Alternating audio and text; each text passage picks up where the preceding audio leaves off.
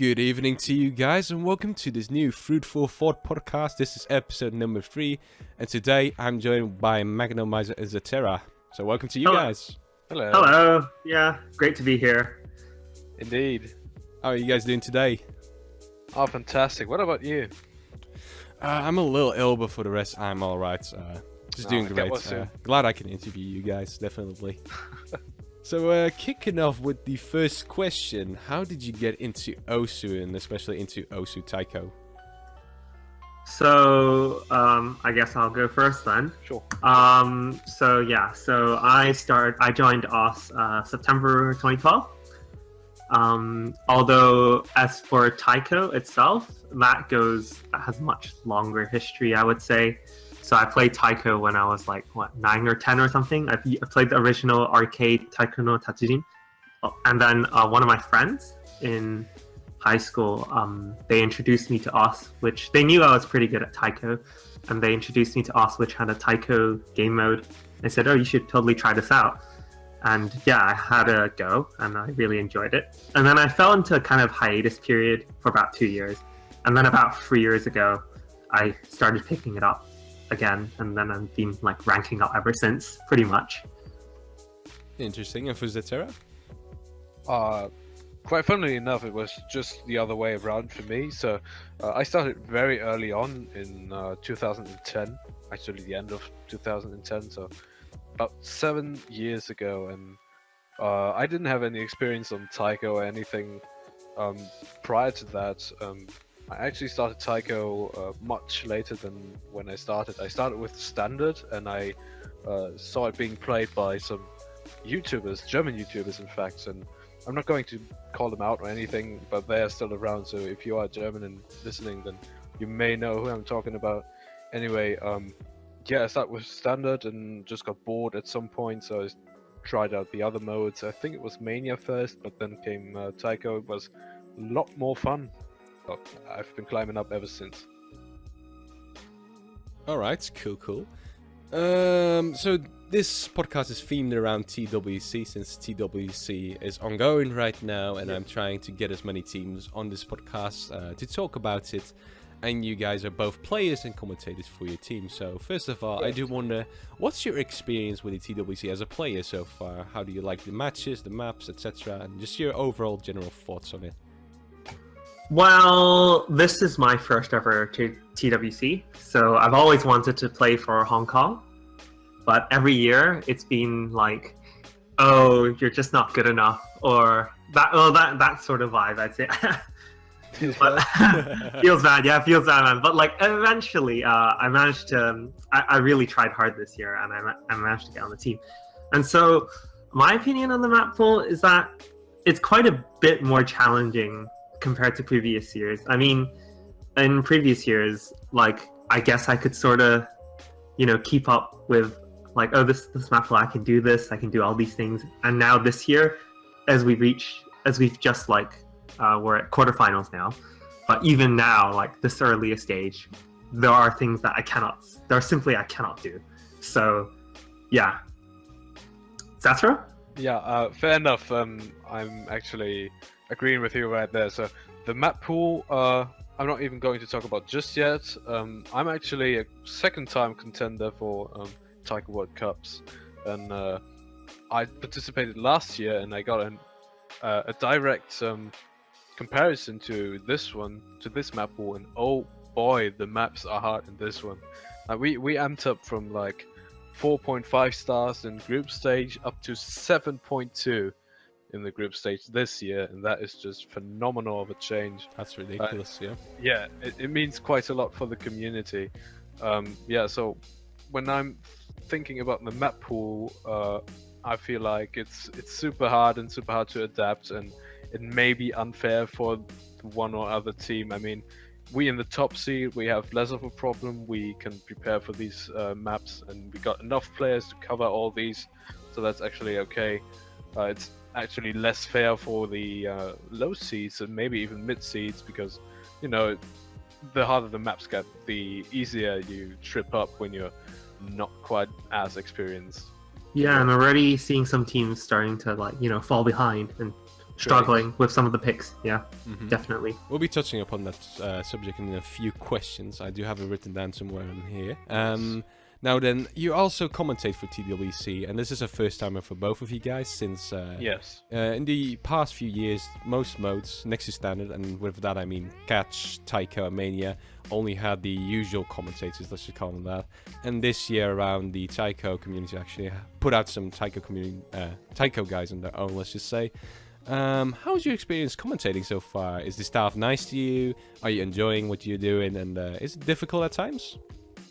It's terrible, I have to say. I mean, they changed me to a bed and then taped the mic right in front of my face and they forced me to comment. No, I'm just kidding. Okay, You chained down? no, okay, no. Actually, in all seriousness, I think the core staff is great. I think they're really happy to have us because, like, as you said, with in the past they only have like the same kind of guys. I think it's like 3 or 4 people, and like some of them have very little knowledge on specific game modes, and they can find it very difficult to give some kind of in-depth analysis, if you will. Mm-hmm. So then I think they're very relieved to have people like us to be able to help out, and we're always happy to help. And how did you actually get asked to join then? Well, with regards to commentating, I always wanted to give it a try. And so, I believe someone recommended me to Deadbeat and Zetrot as a commentator. So that's how they got me into the commentating team. Well, my opinion on the staff, if you want, I think they're terribly nice. They've really been caring for us, and they really want us to be part of the whole system. Once on the one hand to relieve us, of course, as has been said already, but on the other hand, to not let us down. We applied for being a commentator for a purpose. We want to be part of the community there and a bit more known, and well, they give you that chance by setting you into a schedule where you're actually needed as a commentator rather than just leaving you behind and all. So they're really caring, and it's really cool. Yeah, I can feel that. I definitely like commentating myself as well for community-made tournaments, and hope to pursue the same path as you someday. But that's really interesting to hear, and that's very nice of the staff team, definitely. So when it comes down to the matches, there's been one major change to the way the World Championships are played, and that's Score V2. That's now into effect with this tournament, and there's definitely some changes in how the score calculation really goes. So can you guys maybe explain those changes and how they affect certain matches, maybe certain players? Yeah, if I may, the core difference that we get from Score V2 is that the combo is way less important. The thing is that accuracy just got such a boost of importance that even though players were not able to pull combo maps that were crucial, which was crucial before, they now have a chance to stand against those that had actually low accuracy but were good at holding combo. And I think it actually creates a nice balance, because misses do count and you lose score when you miss.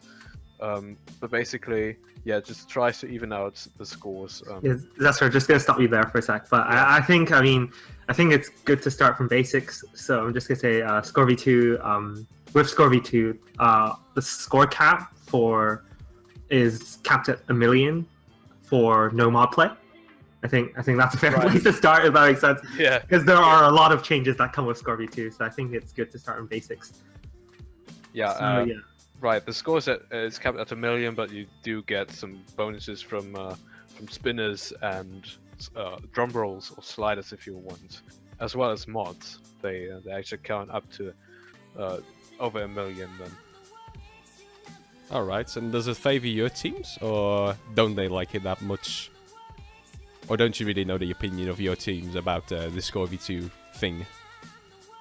Well, I feel like our teams are bothering less with Score V2 than others, possibly.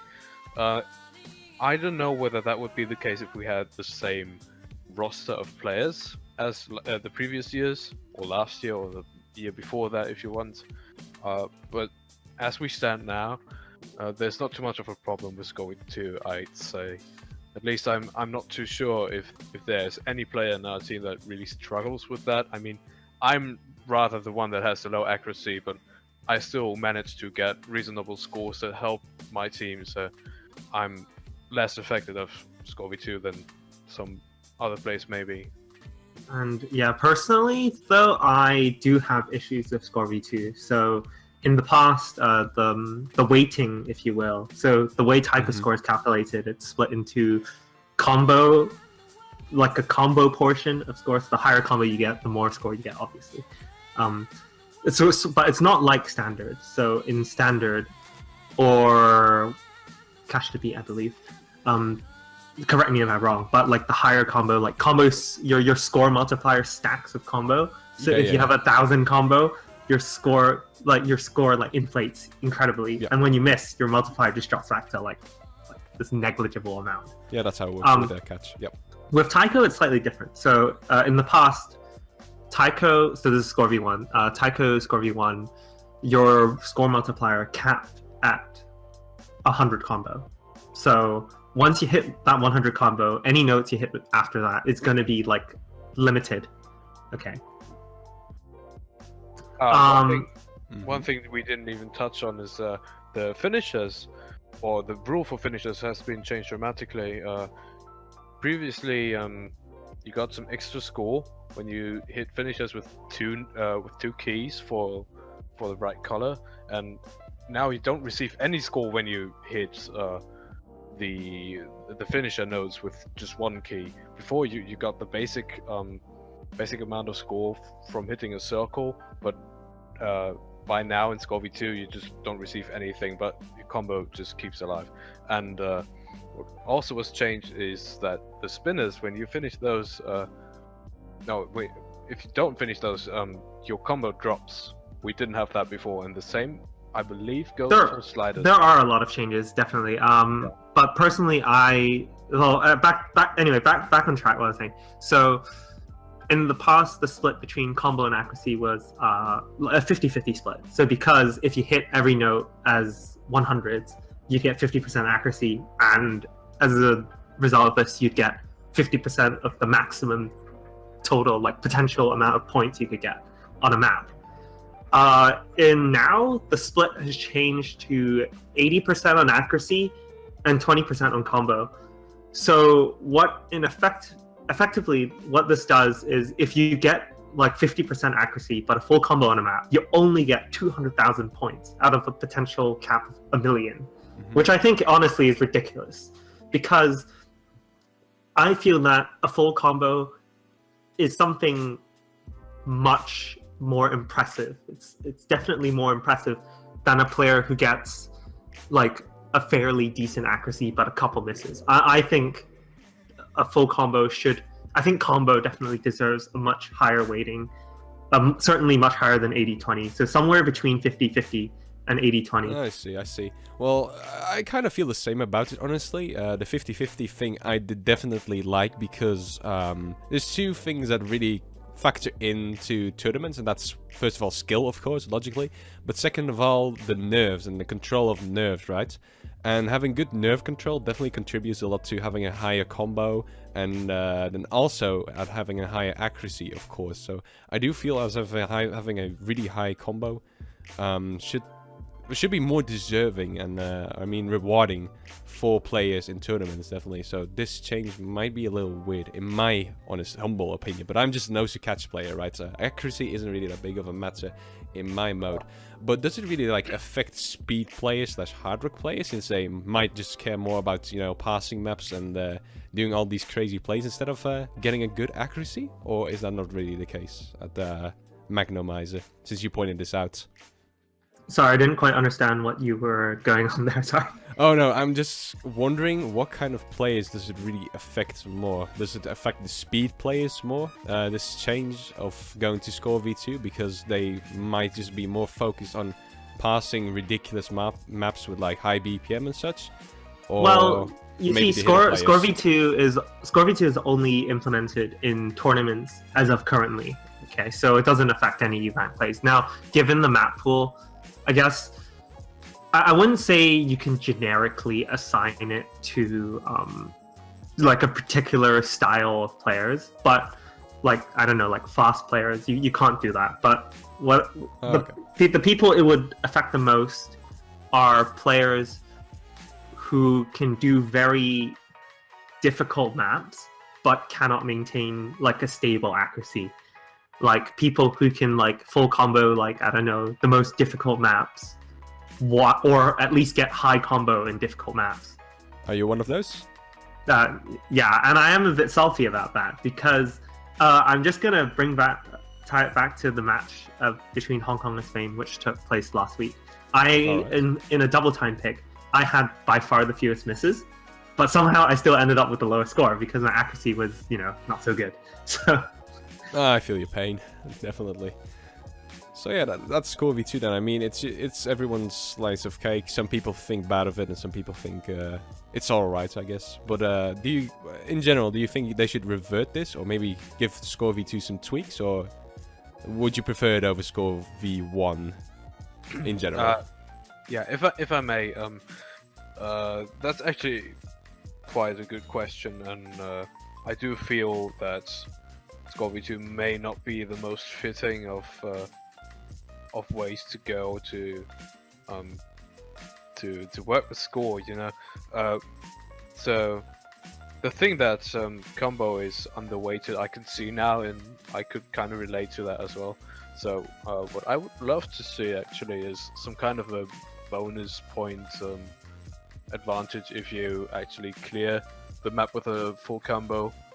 Let's just give an extra 50k points or something for the full combo. That seems rather arbitrary. 50k points to everyone. You get 50k. You get 50k. Now every player that gets a full combo without actually missing, gets an extra 50k or something. Yeah, but I think it's very hard to draw the line. I mean, like, would you say a full combo compared to a person getting 15 misses, or a person getting 1 miss compared to a guy getting 16 misses? It's really hard to draw the line there, if that makes sense. Personally, I think the real question that should be asked is why Score V2 for Taiko was introduced so late into the game. I think Score V2 is far from perfect. They should have, if I recall, Score V2 was introduced sometime early February, late January. I can't actually remember. And effectively what that did was give it about a month of, play testing from players, feedback. And that's right before a tournament, like the major Taiko tournament. I think that's certainly not enough time to figure out all the bugs, the glitches, all the sort of stuff, like the broken aspects. And you could see that Score V2 did undergo a lot of changes. In the past, missing finishers would cause breaks. The general slider velocity increased as well? That was really weird. There were a lot of things that was really buggy with Score V2, and I think they should not have left it that late. I think if they had introduced it all the way back in November or December, that way players from all around could sort of settle on some kind of middle ground, if that makes sense. Yeah, that does. So you're pretty much saying it feels like a unfinished prototype, really, with jagged edges and not really smoothened out just yet. They have the right idea, I think. I think combo deserves. I do believe accuracy deserves better weighting than it already does, because as in the case when Spain, all the way last year in Taiko World Cup, when Spain was facing against Japan. And obviously Japan is a much stronger team, but because someone had a choke, right, Spain won, right? Even though the rest of the Japanese team had double S's and 1 miss, Spain somehow pulled a point, right? And Congrats to them. I suppose that factors in, but honestly, as it currently is, I think combo is giving far too small of a weighting. So yeah. Alright, let's finish up on that topic then. Let's continue to the next. Tomorrow you guys will be playing in the quarterfinals, right? And Correct. the teams you'll be playing against are Japan and Taiwan, respectively. And that's really scary because those were the first and second place team of previous year's Taiko World Championships. So yeah, what are your thoughts on it? And are you scared? I'm gonna just start here. So Taiwan continuously has proven to be one of our nemesis. You know, yeah, we've lost to Taiwan several times, and I feel like it may happen again. But we do care about that, and we have stacked up our skill and team accordingly. So it may be a closer fight than it was before, but I feel like Taiwan still has an edge. And I'm, of course, glad to disprove everybody and myself, really, that Germany is actually capable of beating Taiwan, but I don't see it happen at this point. And, well, I don't want to judge Japan just now. I mean, that's just a topic that I shouldn't touch on because I'm, you know, very sensitive when it comes to a team being so high up and just having so much of an edge compared to the other teams in every single tournament that there was in Taiko, that I could either just ramble things that won't make sense or things that you know, that just can't happen. So I'm gonna just give that over to Magnomizer then, because Alright. he's actually playing against him. So before we go on to Magno, sorry for interrupting you there. You and Taiwan, well, you're in Germany, and Taiwan, of course, have different kind of skill sets, right? That's true. What does Taiwan do really good that Germany can't do really good? And the opposite, what does Germany do really good that Taiwan isn't really that great at?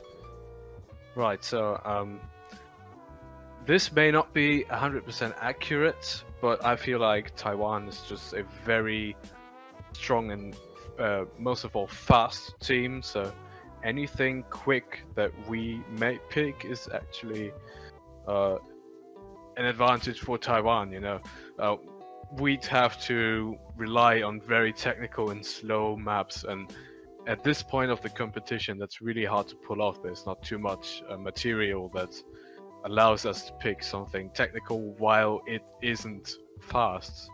And anything that is fast is just, you know, easy money for Taiwan, and that's where we lack. And if they're going to pick double time and they know how to play those incredibly hard bursts in, let's say, our tail, you know, that's just free for them, and we're not too good with that.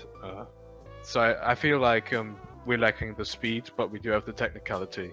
While Taiwan, I'm not quite sure about. They do have the speed, but they may not have the technicality that we do. Okay, but Although they're that still does very make for a strong. fair square match, though, so it's going to be pretty Yeah. entertaining to view. Okay, that's cool. Indeed. Well, we'll be watching, definitely. So, Magno, your thoughts on Japan? This is a really scary thing, of course, since it's Japan, No, you know? we're not scared. We're not scared. Mm-hmm. We're not scared at all because, well, let's put it this way. I mean, you're only scared if you're not certain how things will go. So why bother be scared if you're gonna lose anyway? Oh, You that's, know. Come that's on, don't give up. depressing. Don't give up like that. Come on. Never give up, dude. Definitely. We're not saying we're giving up. We're just saying it's only scary when, like, you have how do you put it? Like, it's only scary We don't if know what's coming next. you don't know. Like, you're scared of the unknown, right? Uh-huh. People are scared of the dark because they don't know what's in the dark. People are scared of exam results because they don't know whether they did good or not. We're not scared of Japan because we know for a fact that they're better than us and they're better than everyone else. And this isn't just we're better than you by a little bit. They have the top 6 global players in the world, and by default, that makes them the top 6 local players in Japan as well. So, Yeah, of course. like we're not scared because it's you know, we know what's going to happen. I mean, we'll try our best, but you know, when it comes down to it, Japan is Japan, and you know they're really strong. So we'll try our best, but like we're not scared. Well, Nido King and I sometimes talk to each other about the TWC, as he's way more informed than I am, of course, and he plays in TWC himself. And he pointed out that you, Hong Kong, and Canada are actually like really good upcoming teams, and he pointed out that Hong Kong and Canada would be the only teams that might have a chance against Japan on picking some points at least, and maybe trying to go for a victory.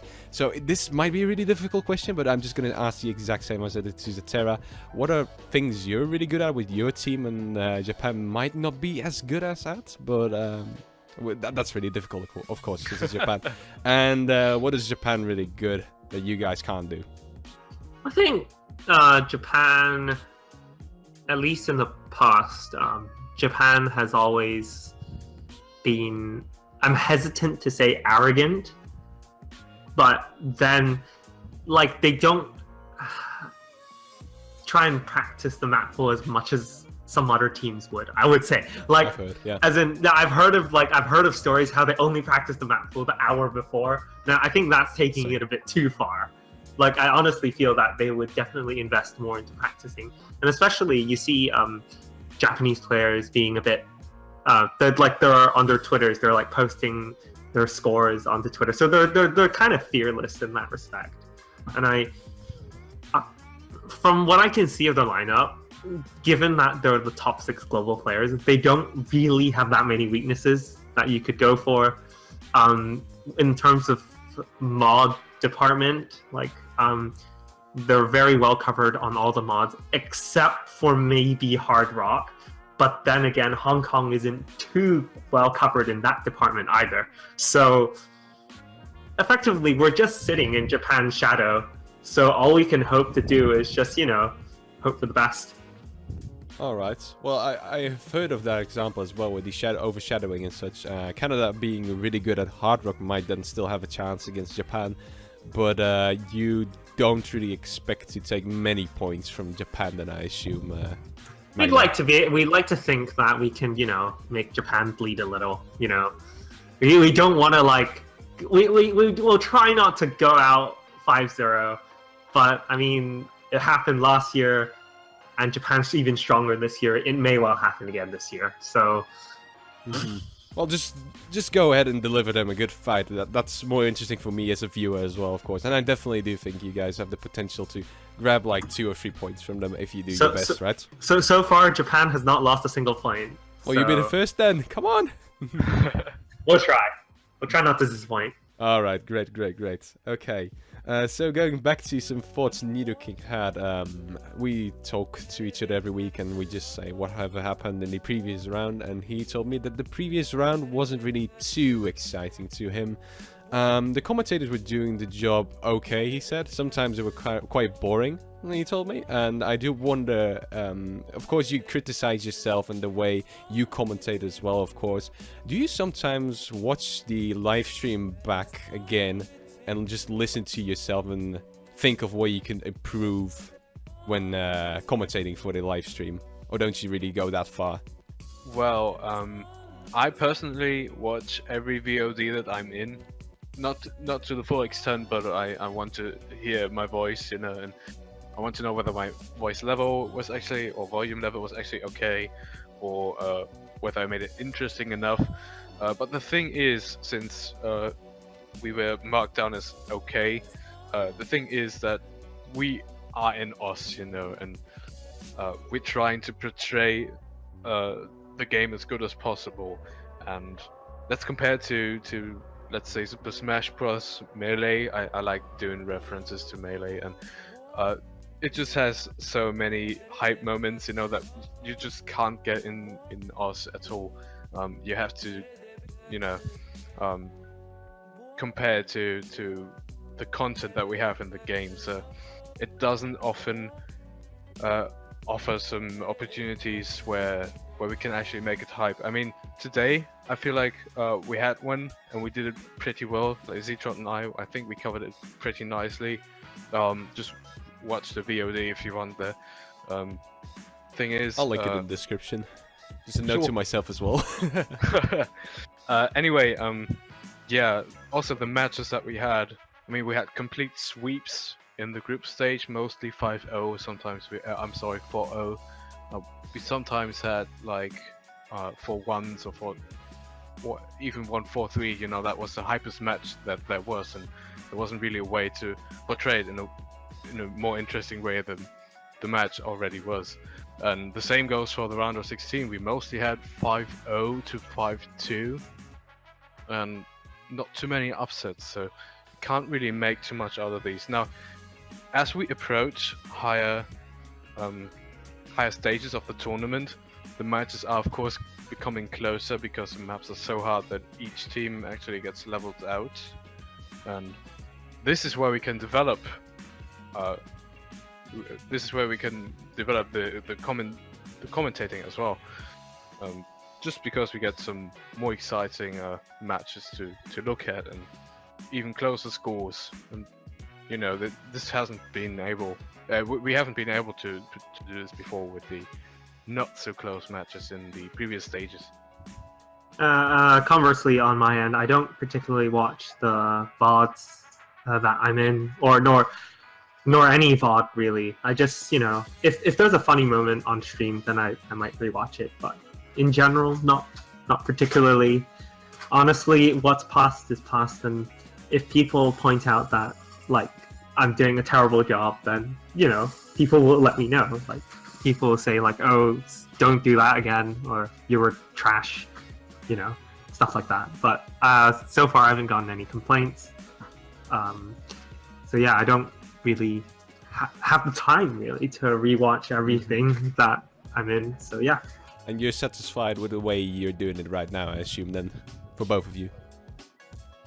Could be better, but Yeah. then again, everything is work in progress, and I'm not like a veteran when it comes to commentating. I'd say I've only done it for a while, so I'm sure there's lots of room to improve, especially with, you know, word choice, enunciation, trying to keep people's attention, that sort of stuff.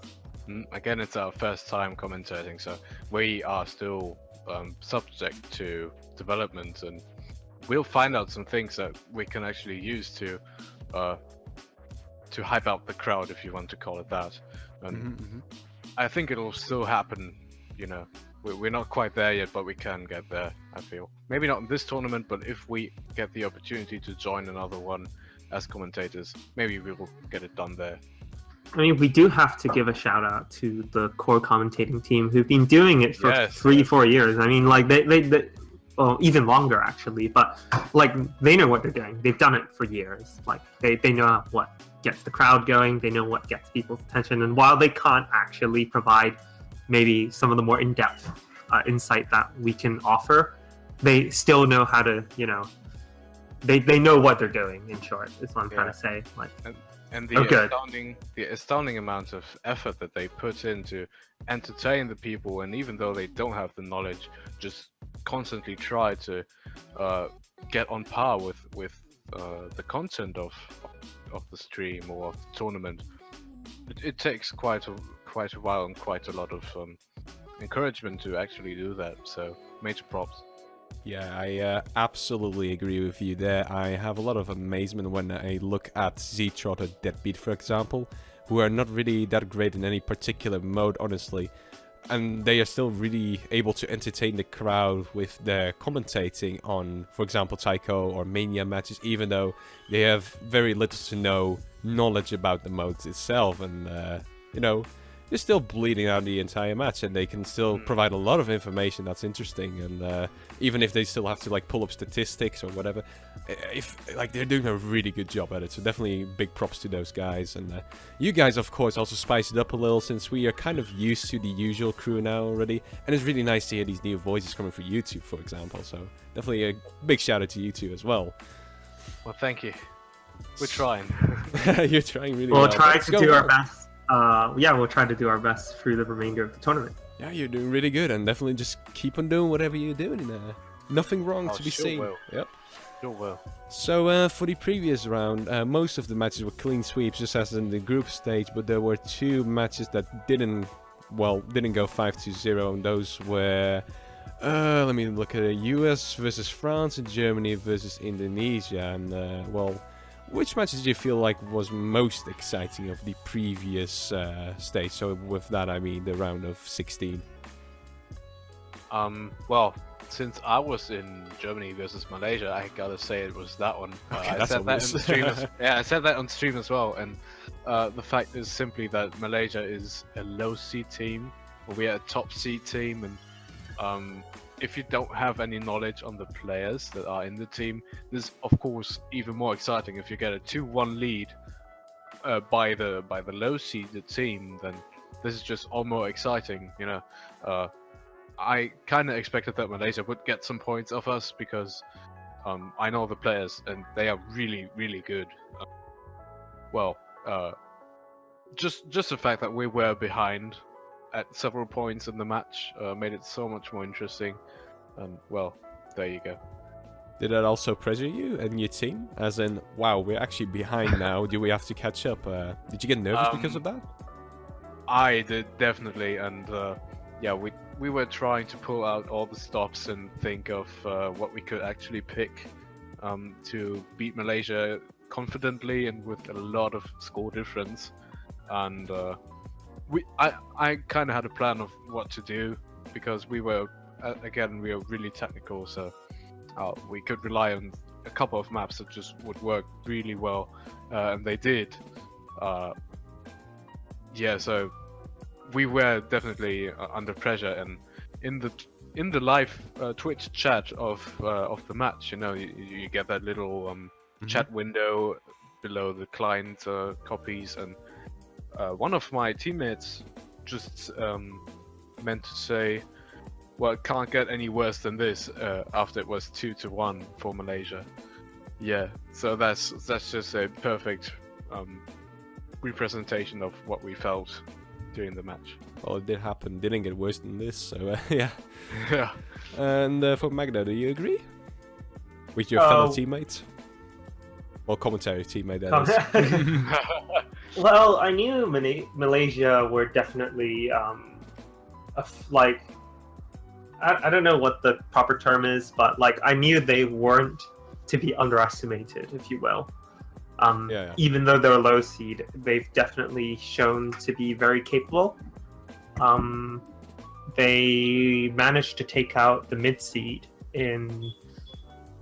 I believe they managed to take out who was the mid seed in groups again? I'm gonna just check real quick. So I don't have any statistics in front of me, so I can't tell. I do, Sorry. which is what I'll check it. Look, these guys are actually prepared, as opposed to me. Yeah, they managed to take out Argentina, which was fairly impressive. I mean, but yeah, I knew Malaysia were definitely not a team to be underestimated. We actually played against them in groups, and they were while we did beat them, they weren't far behind, I would say. So they definitely were quite a formidable opponent, especially given that they were low seed. Cool. So there's actually only one more question left on my list, but this is a pretty interesting one. I discussed this with the Canadian team in my previous video as well, and it's a topic that we actually touched upon already earlier in this podcast, and that is the map pool. So there are different opinions and different looks at how people really view this map pool. Most of the people say it's really difficult, and it's it's obviously way harder than previous years, but as in way too hard as opposed to previous years. But there's also a counter argument that says that this is just natural progression because Japan is really good now, and the tournament is meant to be for the best of the best, so hence they increase the difficulty of these maps to such maybe absurd levels. So how do you guys feel about this? Do you feel as if it is good progression, or are they going too fast with all of this? I think it's kind of stupid to scale the maps to the strongest team. I think that's not how difficulty scaling is supposed to work, and I don't think the maps are scaled to the Japanese actually. Many teams, Taiwan, Canada, are certainly capable of playing the maps, or at least the significant majority of the maps, well. And so, no, I don't think, while the maps are difficult, I don't think they are absurdly difficult to the point where no one else can play them. Well, I'm gonna just touch on that because we are in the quarterfinals. At least I have no idea what's going to come up in later stages, especially grand finals, where I expect Japan to be a part of.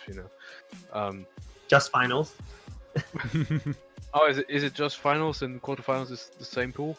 No, I mean finals, and there is no grand final pool. It's just finals. Finals week 1 and week it's the 2. same So pool yeah. Yeah, well, 2 more pools, 2 more steps up. yeah, still, you know, we are at such an insane level at the moment, and we're increasingly becoming harder and harder with every single map pool that we add to this tournament, and I feel like it's a little bit ridiculous, you know. Not the fact that the maps are so hard, but the fact that we have stepped up so quickly and so abruptly without any hints towards that, you know. Again, we were at 4.5 stars when we started last year. The lowest or easiest map of the whole group stage pool was Avalon Hill.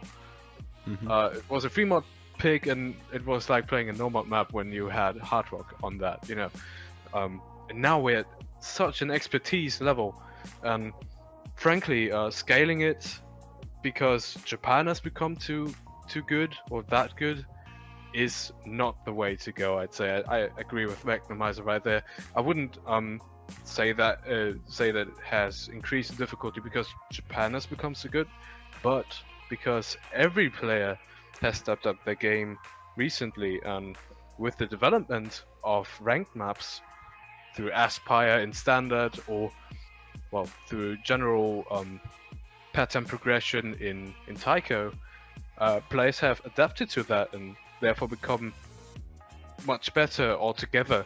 And well, the map pool has to adapt to that, and I think it did that pretty well, but it was quite a step up from what we had last year. Maybe a little bit too much, as you know, as it's still putting low seeded teams in a disadvantage, even though they are already in the low seed. So not something you really like. Personally, I don't. Go ahead. Yeah, I don't really have an issue with the map pool. It doesn't really put any team at an advantage or disadvantage because, well, simply put, both teams are playing the same map pool. So it's not like a team is going to get an unfair advantage, if that makes sense. The better team is going to win, regardless of what the map pool is.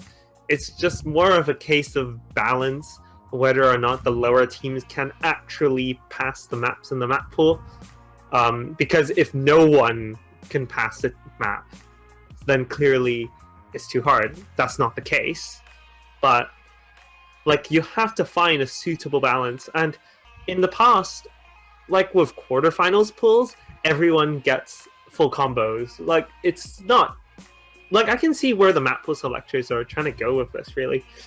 In the past, for like you only started seeing misses in like semi-final pool, finals pool, but like, I think what people are the map pool selectors are trying to achieve here is just trying to bring some kind of like a better balance of like full combo, or like just pass, like try and make it more difficult to the point where the standard is more like passing as opposed to full combo, if that makes sense. I'm gonna just compare two things, if I may. Yeah, sure. Of course. Go ahead. So yeah, I feel like there are two ways of comparing two teams. Or being good, really. The first way is just being so good at a map that you don't make any mistakes, or ergo double S a map, you know. You can compare those double S scores to almost equally perfect scores, but you do get some errors in there, and that's where that slight edge is in the tournament as well. And the other way of comparing two teams, whether one is better or not, is to have maps that are so hard that if you're skilled enough, you will pass the map, and if you're not skilled enough, you will fail it and not just miss once or twice and therefore lose. The thing is that when I'm looking at a matchup between a low seed and a top seed team, of which it is pretty clear that the top seed is already going to advance no matter what happens, what the map pool does here is not even give the low seed a chance. I mean, of course, when when looking at maps with this sort of difficulty, it is still fair challenge because, you know, the better team wins. It's a fair game, you know. But as you said, if there's a map there where nobody gets a pass on a song, well then it is fair again, you know. But that's not the case. That's what I feel. And especially when you get a high gradient between a low seed and a top seed, you just get more of these situations where a whole team may fail and the other one just completely destroys the other one. I mean, we haven't seen it just yet, and I don't know whether we get a gradient as high as, you know, low seed and top seed, but you know, there may be differences between the top seeds where we just get this kind of thing where two players fail and the others get like double S's, and this is, I'd say, due to the very high difficulty that we have right now. Maybe a little bit too early, but I wouldn't say that I don't like it. I mean, it is a fair challenge again, and having more challenging maps in the World Cup, you know, this is a world tournament. I really do like the step upwards. Mind if I like give you a suggestion on why this might be a good thing? Because this actually got pointed out in the previous podcast, and I found it really interesting, honestly. Yes, please do. Since these maps are becoming increasingly more difficult, which is almost scary at this point, you guys might actually practice them a little more, I assume, than as opposed to previous years, for example. And you told me earlier on in this podcast that Japan is a country that doesn't really practice that much in these kind of maps, or at least not for TWC, because they are pretty much, I'm not sorry for the comparison, but they're pretty much just gods at this point, right? Yeah. Unbeatable and such.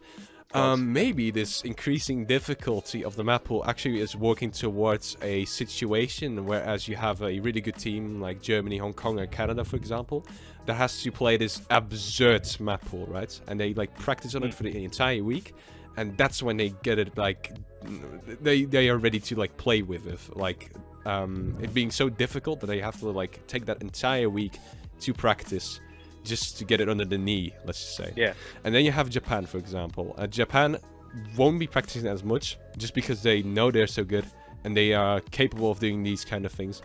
And they might make the mistake of just practicing too late, realizing that the maps are like really, really difficult. And then you guys would have already practiced those maps for like an eternity already.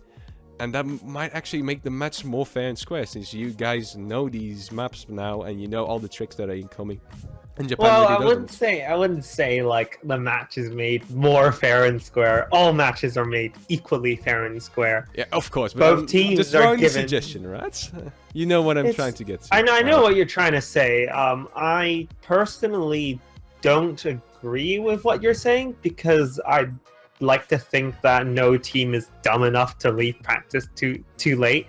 Like, as in, Japan knows what the map pool is, and although I have to give props to the map pool selectors for diversifying the types of maps we're seeing in, well, the map pool, because right now we're seeing a lot of gimmick type maps, like lots of slider velocity changes, things you must practice for. Mm-hmm. And that forces players to, like, that gives players who actually practice like an edge against those who don't. But if both teams practice, like, even for like a day or two, they should be like fairly set to know what's to watch out for or what's not, that sort of stuff. So yeah. Okay, I see. Yeah, I'm gonna just throw in my 2 cents there.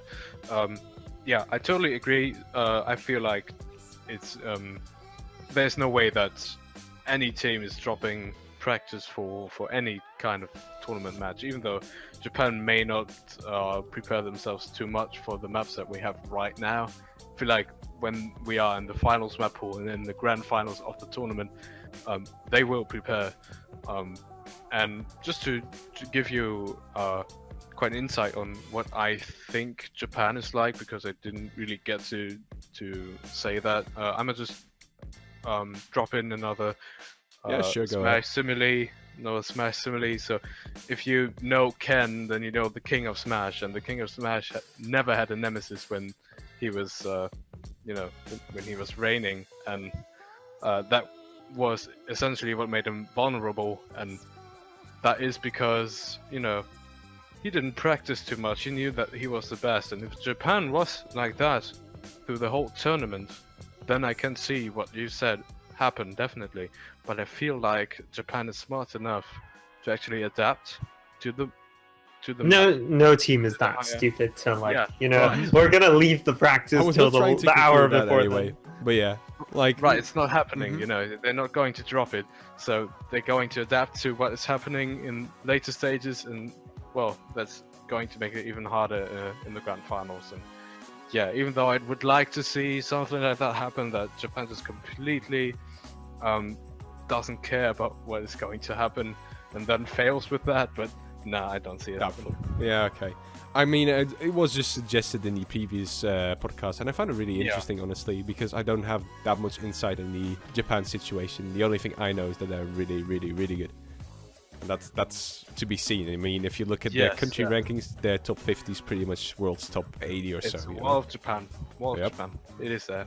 By the way, what is the deal with Taiko players making comparisons to Super Smash Bros? Like, every single one does it, for example. I think it's just me. I'm just a enthusiast for the whole scene. I dropped a line that said, they were just stomping the team like Ganondorf doing the down air. Oh, these are just Taiko memes. Oh. I don't think they're Taiko memes, but well, I just like to watch Smash and just talk about it. Maybe it's an outcall for those people that know the scene, and due to the fact that I'm not really able to express myself over Smash to many other people, I'm just using those lines and hoping that somebody knows. I don't know. You just want somebody to talk to, basically. Yeah, it's also a nice way to express oneself. Yeah, definitely. Because there are some comparable elements, Yeah, it's definitely good to compare different games to each other to make it a little bit of a more of a clear vision to everyone. I mean, other mode players might not really know what you guys are talking about when you say like Japan is this good, but they might just play Smash. You never know. So yeah, finally, this is the question I try to ask every team that's coming on this podcast. What are your expectations of how far you'll get this tournament, and what do you hope you'll achieve? To both of you. Yes, that's a really nice question. I think I've kind of touched on that before. At least the opponents that I'm likely to lose against, or my team's likely to lose against.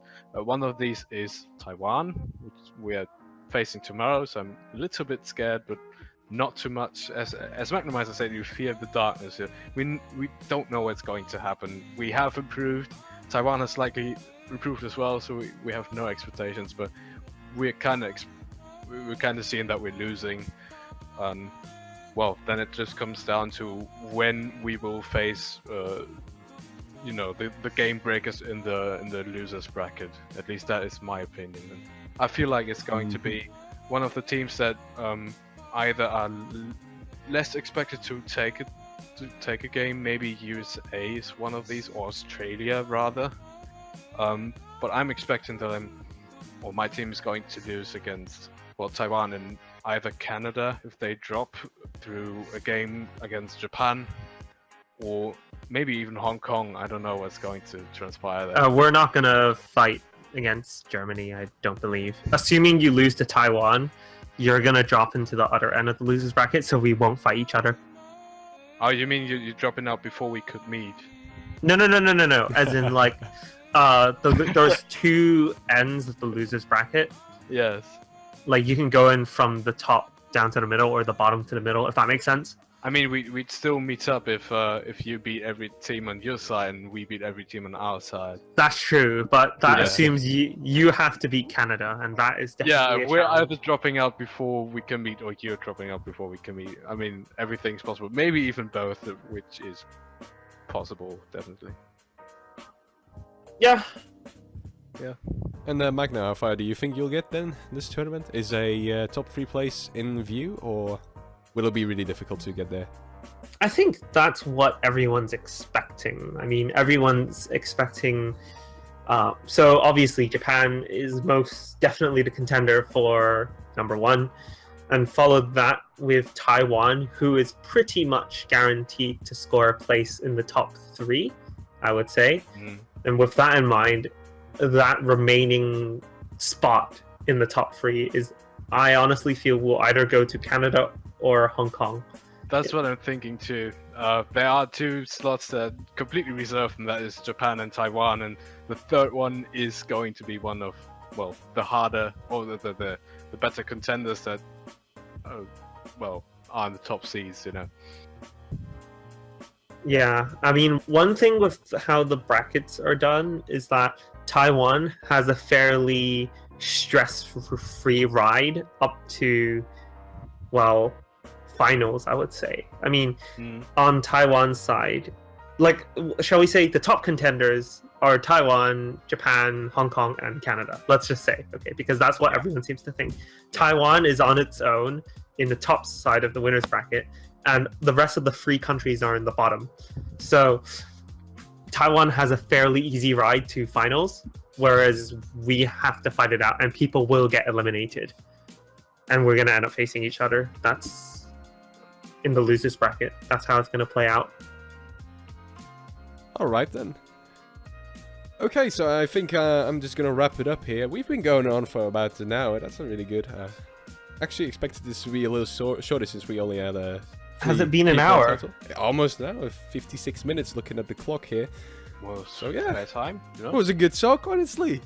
Yeah. Anyway, I definitely want to thank you two for being here. It was definitely a lot of fun to talk with you guys. Very much interesting to get some insight on everything you think, and yeah, I hope you also enjoyed your time here. Pleasure. Oh yeah, it's our pleasure, definitely. So yeah, to everybody who's been viewing this video, thanks for watching the entire thing. If you want to see more of these videos, definitely like and subscribe to the channel. Definitely supports us a lot. We've also got a SoundCloud channel now. You can also find that in the description below for you to just listen at school or at work or wherever. And yeah, that's pretty much it. And we'll see you next week with some new guests, definitely. Thanks for watching, and have a good day, have a good night, wherever you live. Bye-bye. See you.